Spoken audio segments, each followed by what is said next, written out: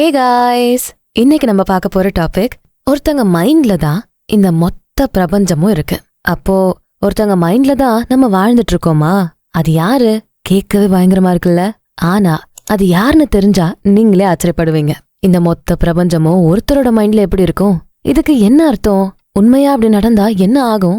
நட்சத்திரங்கள் உருவாகும், கிரகங்கள் உருவாகும், வாழ்க்கை அங்க ஆரம்பிக்கும், அப்புறம் அங்கேயே முடிவடையவும் செய்யும். இதுதான் இயற்கை விதி. இதுதான் அடிப்படைன்னு நம்ம நினைச்சிட்டு இருக்கோம். ஆனா இந்த அடிப்படை விதிகளுக்குள்ள ஒரு ஹிடன் கோடு ஒளிஞ்சிருந்தா, அந்த கோடு இதுதான் நிஜ வாழ்க்கை அப்படிங்கறத மறைச்சு ஒரு திரை போட்டு நம்ம கண்ணுக்கு தெரியாதபடி பண்ணிருந்தா, ஒருவேளை இந்த பிரபஞ்சம் அழிவே இல்லாத ஒன்னா இருந்தா, முடிவடையாத இந்த கதையில நம்ம எல்லாரும் கதாபாத்திரமா இருந்தா இருக்கலாம் தானே? பிறப்பு, வாழ்வு, சாவு இதான நம்ம கண்ணு முன்னாடி இந்த ரியாலிட்டியில நடந்துட்டு இருக்கு. ஆனா இதெல்லாம் நம்ம சுயநினைவால வரையப்பட்ட விஷயங்கள். இதுக்கு பின்னாடி உண்மையான பிரம்மாண்டம் ஒன்னு ஒளிஞ்சிருக்குன்னு சொல்றாங்க. அப்படி என்னதான் சொல்ல வராங்கன்னு கேப்போமா? இந்த டாபிக் செம்ம சுவாரஸ்யமா இருக்க போகுது. யாரோட மைண்டுக்குள்ள இந்த மொத்த பிரபஞ்சமும் இருக்குன்னு கடைசியில சொல்லிருக்கேன். சோ ஸ்கிப் பண்ணாம கடைசி வர முழுசா கேளுங்க, அப்பதான் தெளிவா புரியும். நம்ம ஆடியன்ஸ்க்கு யூஸ்ஃபுல்லா இருக்கக்கூடிய ப்ரமோஷன் பண்ணணும்னா கீழே டிஸ்கிரிப்ஷன்ல இருக்க இன்ஸ்டாகிராம் லிங்க் இல்ல இமெயில் ஐடி கிளிக் பண்ணி எங்களை காண்டாக்ட் பண்ணுங்க. ஆல்ரைட், பிரபஞ்சத்தை பத்தின கேள்விகள் எல்லாம் பல காலங்களா பல பேரால கேட்கப்பட்டுகிட்டே தான் இருக்கு. ஏன் ஒண்ணுமே இல்லாம ஆக மாட்டேங்குது? ஏதாவது ஒண்ணு இந்த பிரபஞ்சத்துல இருந்துகிட்டே தான் இருக்கு. ஒவ்வொரு மனுஷன் இறக்குறப்பவும் அடுத்த தலைமுறை உருவாகுது. அப்போ இந்த பிரபஞ்சத்துக்கு எண்டே இல்லையா? பல தியரிஸ் படி பாக்குறப்போ நம்ம இப்ப பாக்குற பிரபஞ்சம் வேற. ஏன்னா முதல்ல பிரபஞ்சம் ஒரு கூட்டாதான் இருந்தது. பெருவெடிப்பு கொள்கை ஒண்ணு நடந்தது. அது பல இடங்களுக்கு சிதறிடுச்சு. அப்படிதான் நட்சத்திரங்கள், கேலக்சிஸ், மற்ற கோள்கள் எல்லாம் உருவாச்சு. ரொம்ப லேட்டாதான் உயிரினங்கள் எல்லாம் உருவாக்கப்பட்டுச்சு. இந்த கதை தான் நமக்கு தெரியும். நமக்கும் ஓரளவுக்கு சுயநினைவு இருக்கு. ஆனா பல இடங்கள்ல சிதறடிக்கப்பட்ட இந்த பிரபஞ்சத்துல நம்ம இன்னுமே கண்டுபிடிக்காத பல படைப்பினங்கள் இருக்கலாம். ஏலியன்ஸ் அப்படிங்கிறது கட்டுக்கதையா சொல்லப்பட்டிருக்கலாம். ஒருவேளை அது உண்மையா இருந்தா வாய்ப்புகள் இருக்குதானே? பூமியில மட்டும்தான் உயிர் வாழ முடியும்னு சொல்லப்பட்டது. இப்போ செவ்வாய் கிரகத்திலயுமே உயிர்களை குடியமர்த்த பிளான் போட்டுக்கிட்டே இருக்காங்க. சோ இன்னுமே நம்ம பல கோள்களை ஆராயல. இந்த பிரபஞ்சத்தை இன்னுமே முழுசா தெரிஞ்சுக்கல. அப்போ நம்மளை விட அதிக சக்தி கொண்ட, அதிக சுயநினைவு கொண்ட படைப்பினங்கள் இருக்க வாய்ப்புகள் அதிகம்தான். நம்ம எப்படி கான்ஷியஸா விழிப்புணர்வோட இருக்க படைப்பினங்கள் ஆனோ? இதுக்கான பதில் மர்மமா தான் இருக்கு. மற்ற உயிரினங்களை விட மனுஷனோட மூளை மட்டும் பல மில்லியன் வருடங்களா நல்லாவே பரிணாம வளர்ச்சி அடைஞ்சதாலதான் சுயநினைவு அப்படிங்கிற ஒரு விஷயம் நமக்கு கிடைச்சிருக்கு. இவ்வளவுதான் நமக்கு தெரியும். ஆனா மிச்ச கதை? அப்போ முன்னாடி வாழ்ந்த மக்களுக்கு இல்லையா இந்த கான்ஷியஸ்னஸ்? இப்போ இந்த சமயம் நம்ம மட்டும்தான் முழு கான்ஷியஸ்னஸோட இருக்க உயிரினமா? இல்லன்னு ஷோரா சொல்லிட முடியாது. அப்போ நம்மளை விட அதிக கான்ஷியஸ்னஸோட, எல்லையே இல்லாத கான்ஷியஸ்னஸோட ஒன்னு இருக்கணும். அது ஹையர் எனர்ஜியா தான் இருக்கணும். அந்த ஹையர் எனர்ஜியோட மைண்ட்ல தான் நாம வாழ்ந்துகிட்டு இருக்கணும். சோ ஒரு பெரிய சக்தியோட மைண்டுக்குள்ளதான் இந்த மொத்த பிரபஞ்சமும் இருக்கு. அதுக்குள்ளதான் நாமளும் இருக்கும். அந்த பெரிய சக்திய கடவுள்னு கூட சிலர் சொல்றாங்க. தி ஆல், எல்லாமே அப்படின்னு சிலர் சொல்றாங்க. ஹெர்மெட்டிக் பிலாசபி படி இந்த மொத்த பிரபஞ்சமும் தி ஆலோட மைண்டுக்குள்ளதான் இருக்கு. பிரபஞ்சம் ஒருத்தவங்களோட மைண்டுக்குள்ளதான் இருக்கு. அது தி ஆலோட மைண்டுன்னு ஹெர்மெட்டிக் சொல்றாங்க. இது எல்லையே இல்லாத கான்ஷியஸ் சோர்ஸ். இந்த ஆலோட சக்திய நம்ம கணக்கிடவே முடியாது. இந்த மொத்த பிரபஞ்சத்திலயும் நம்ம அறியாத பல விஷயங்கள் இருக்கு. நமக்கு தெரிஞ்ச விஷயம், தெரியாத விஷயம் எல்லாத்தையும் உள்ளடக்கி இந்த ஆல் தன்னோட மைண்ட்ல வச்சிருக்கு. அதோட மைண்ட்ல தான் நாமளுமே இருக்கும். இந்த ஆல் தான் சுப்ரீம் ஸ்டேஜ்ல இருக்க உயர்ந்த சக்தி. The god, the universal mind, pure consciousness, எப்படி வேணாலும் சொல்லலாம். இன்னும் கொஞ்சம் அட்வான்ஸ்டா போனா இன்னொரு ஆச்சரியமான விஷயம் கண்டுபிடிக்கப்படுது. இப்போ நம்ம கண்ணால பார்க்க முடியற இந்த பிரபஞ்சத்தை கணக்கு பண்ணி பாக்குறப்போ இதுல 2 ட்ரில்லியன் கேலக்சிஸ்க்கும் மேல இருக்கு. ஒவ்வொன்றிலும் பில்லியன் கணக்குல நட்சத்திரங்கள் இருக்கு. இந்த பிரபஞ்சமே ஒரு புரிஞ்சிக்கவே முடியாத அற்புதம் தான். இந்த மொத்த காஸ்மிக் வெப்பும் ஒன்னோட ஒன்னு பிணைக்கப்பட்டதுதான். இதே மாதிரி சமமான சூப்பரான ஒரு இடத்த நான் சொல்லட்டா? மனுஷனோட மூளை. மனுஷனோட மூளையில கிட்டத்தட்ட 86 பில்லியன் நியூரான்கள் இருக்கு. ஒவ்வொரு நியூரானும் மத்த ஆயிரக்கணக்கான நியூரான்களோட ஒன்னோட ஒன்னு பிணைக்கப்பட்டிருக்கு. சோ இந்த காஸ்மிக் வெப்பும் மனுஷனோட மூளையும் கிட்டத்தட்ட ஒரே மாதிரி தான். நம்ம முன்னாடி என்ன பார்த்தோம்? மொத்த பிரபஞ்சமும் பெரிய சக்தியோட மைண்ட்ல தான் இருக்குன்னு பார்த்தோம். ஏன் நாமளே அதுக்குள்ளதான் இருக்கோம்னு சொன்னோம். இந்த மொத்த பிரபஞ்சமும் நம்ம மூளைக்கு ஈக்குவலா இருக்குன்னா, அப்போ நம்ம மைண்டும் உயர்ந்த சக்தியா இருக்க தி ஆலோட மைண்டும் ஒண்ணுக்கு ஒண்ணு இணைக்கப்பட்டிருக்கா? சிம்பிளா கேட்கணும்னா நம்ம கடவுளோட ஒன்னோட ஒண்ணு இணைக்கப்பட்டிருக்கோமா? அதனாலதான் இந்த பிரபஞ்சத்தோட காஸ்மிக் வெப்போட வெளிப்பாடு நம்ம மூளையோட நரம்பு மண்டலங்கள்ல தெளிவா தெரியுதா? சரி, குழம்பாதீங்க. மனுஷனோட மூளையும் இந்த காஸ்மிக் வெப்பும் எப்படி ஒரே மாதிரி இருக்குன்னு தெளிவா ஆராய்ச்சிகளோட விளக்குறேன். நம்ம பரிணாம வளர்ச்சி அடைய நம்மளோட புரிஞ்சுக்கிற விதமும் மாறிக்கிட்டே இருந்தது. அடிப்படை கொள்கைகள் மற்றும் விதிகளை சார்ந்துதான் இந்த மாற்றங்கள் எல்லாம் இருந்தது. ஆரம்ப காலத்துல இருந்த மனுஷங்க வானத்தை பார்த்தாங்க, நிலவோட வளர்ச்சி அப்புறம் அது தேயறத கவனிச்சாங்க, காலங்கள் எப்படி மாறுதுன்னு பார்த்தாங்க, இலைகள் மரங்களோட வடிவங்கள் எல்லாம் பார்த்தாங்க. இத வச்சு அவங்களுக்கு கொஞ்சம் கொஞ்சமா சில விஷயங்கள்லாம் புரிஞ்சுது. இயற்கையில இருக்க எல்லா பேட்டர்ன்ஸையும் கொஞ்சம் கொஞ்சமா புரிஞ்சுகிட்ட ஆதி காலத்து மக்கள் தன்னோட புரிதலை அடுத்த தலைமுறைக்கு கொடுத்தாங்க. அந்த தலைமுறை அவங்க கொடுத்த புரிதலை வச்சு இன்னும் எக்ஸ்ட்ராவா ஆராய்ச்சி பண்ணி இன்னும் டீப்பா புரிஞ்சுக்கிட்டாங்க. இப்படிதான் காலப்போக்குல புரிஞ்சுக்கிற விதங்கள் கொஞ்சம் கொஞ்சமா மாறுச்சு. வஸ்ஸா அப்புறம் ஃபெலேட்டி இவங்க 2 பேரும் கணிதத்தை அடிப்படையா வச்சு அதுல காட்டப்படுற அல்காரிதம்ஸ் எல்லாம் வச்சு மனுஷனோட மூளையும் பிரபஞ்சத்தோட கட்டமைப்பும் ஒரே மாதிரிதான் இருக்குன்னு புரிஞ்சுக்கிட்டாங்க. அதுக்கான நிறைய அளவீடுகளை ப்ரூஃப்ஸையுமே காட்டினாங்க. இந்த புரிதலை அடிப்படையா வச்சு ஆர்டிபிஷியல் இன்டெலிஜென்ஸ் அப்படின்னு சொல்லப்படுற ஏஐக்கள் உருவாக்கப்பட ஆரம்பிச்சது. இவங்களோட இந்த ஆராய்ச்சியை இன்னும் நிறைய பேர் எடுத்து கண்டினியூ பண்ணிட்டே இருக்காங்க. சோ நம்ம மைண்டுக்குள்ள இருக்க மர்மங்கள், இந்த காஸ்மோஸ்கள்ல இருக்க மர்மங்களை நம்ம நல்லா கவனிச்சு பாக்குறப்போ ஒரு பாரடாக்ஸ் பத்தி நம்ம தெரிஞ்சுக்க வேண்டியிருக்கும். த பாரடாக்ஸ் ஆஃப் போல்ட்ஸ்மேன்ஸ் பிரெயின். போல்ட்ஸ்மேனோட இந்த பாரடாக்ஸ் மூலமா இதான் ரியாலிட்டி, இதான் கான்சியஸ்னஸ்னு நம்மளால தெளிவா புரிஞ்சுக்க முடியும். இந்த பிரபஞ்சம் பல குழப்பங்கள் நிறைஞ்ச ஒன்னா இருக்குன்னு வச்சுப்போம். அதுல இருக்க நிறைய விஷயங்கள் ஒரே திசையில சுழண்டுட்டே இருக்கு. இந்த குழப்பத்துல சில விஷயங்கள் சும்மா ரேண்டமா நேர்கோட்டுக்கு வந்து அதுவே ஒரு சுய நினைவுள்ள மூளைய உருவாக்கிருக்கு. இந்த மூளையில எண்ணங்கள், நினைவுகள், புரிதல்கள் எல்லாமே இருக்கும். ஆனா உடல் இருக்காது, நம்ம வாழற இந்த உலகம் இருக்காது. சோ இந்த பிரபஞ்சம் நமக்கு தெரிஞ்சே ரொம்ப ரொம்ப பெருசு, நமக்கு தெரியாம இன்னும் எவ்ளோ பெருசா இருக்கும். அப்போ இதுல எத்தனை விஷயங்கள் ஒரே நிலைக்கோட்டுல வந்து நின்னு ஒரு மூளையை உருவாக்கிருக்கும் அப்படின்னு நம்மளால சொல்லவே முடியாது. இது நடக்க பல வாய்ப்புகள் இருக்கு. ஆனா இது நம்ம ரியாலிட்டிய பத்தி என்ன சொல்ல வருது? நம்மளோட இந்த நிஜ வாழ்க்கை ஒரு மாயையா? நம்மளோட அனுபவங்கள் எல்லாமே மாயையா? அப்போ நாமளே போய் தானா? இப்படி பல கேள்விகள் இருக்கு. நம்ம மூளைக்குள்ள இருக்க நரம்புகளோட கனெக்ஷனுக்கும் இந்த பிரபஞ்சத்துக்கும் இருக்க ஒற்றுமை அறிவியலுக்கும் அப்பாற்பட்டது. தர்மம் ஜெயிக்குமா?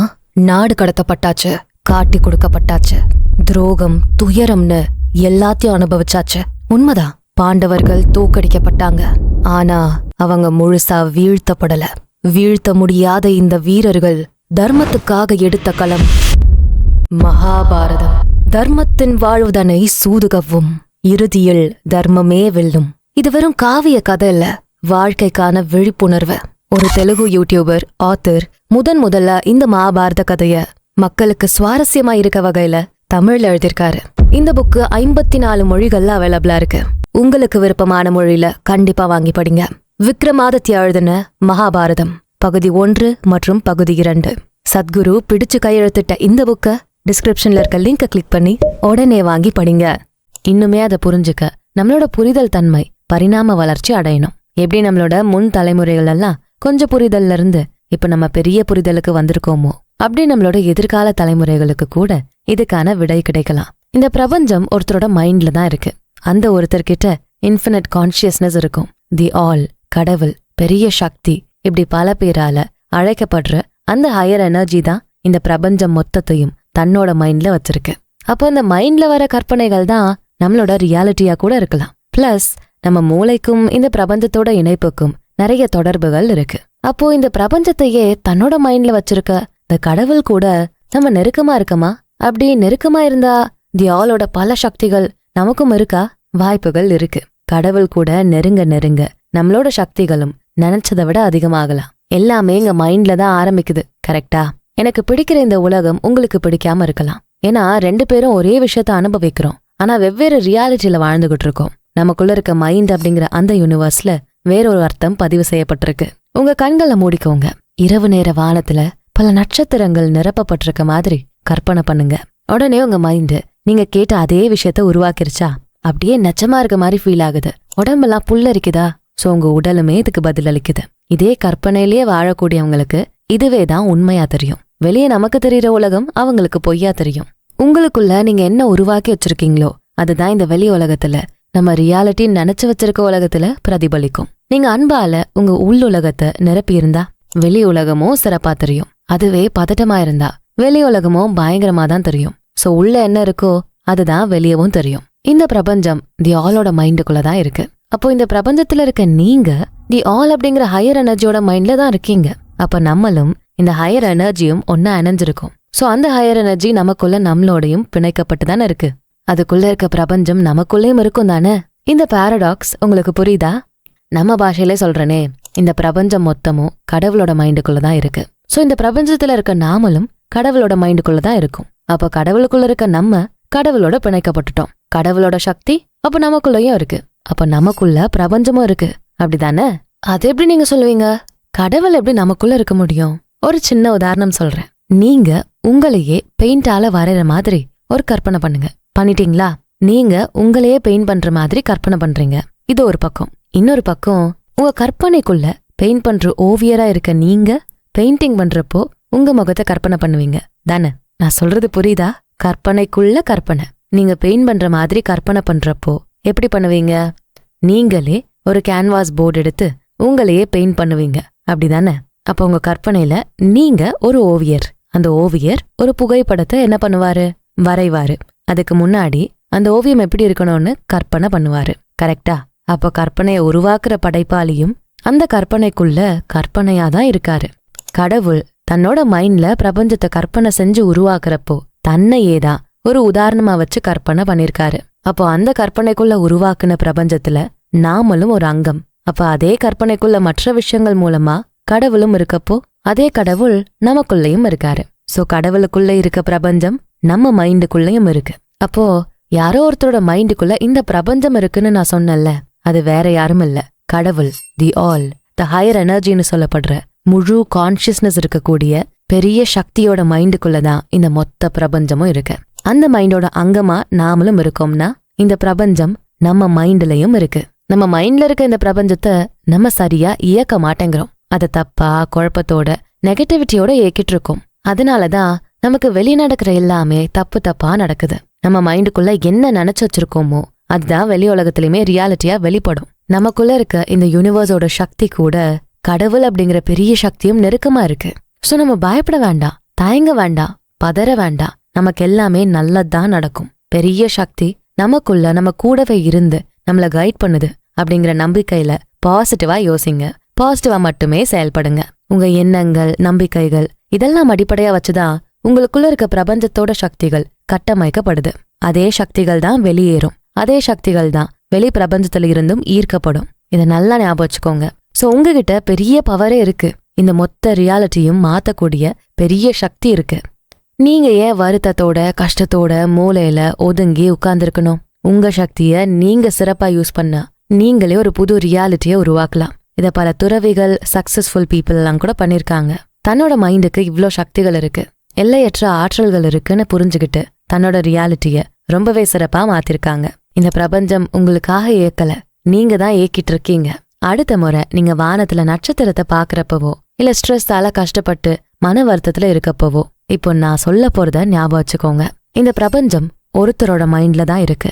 அந்த ஒருத்தர் நீங்க தான். நீங்க மட்டும் தனியா இல்ல, உங்க கூட மொத்த பிரபஞ்சமும், ஏன் எல்லாத்தையும் தன்னோட மைண்ட்ல அடக்கி ஆள்ற பெரிய சக்தியான தி ஆல், த கடவுள், த பியூர் கான்சியஸ்னஸ் இதுவும் உங்க கூட இருக்கு.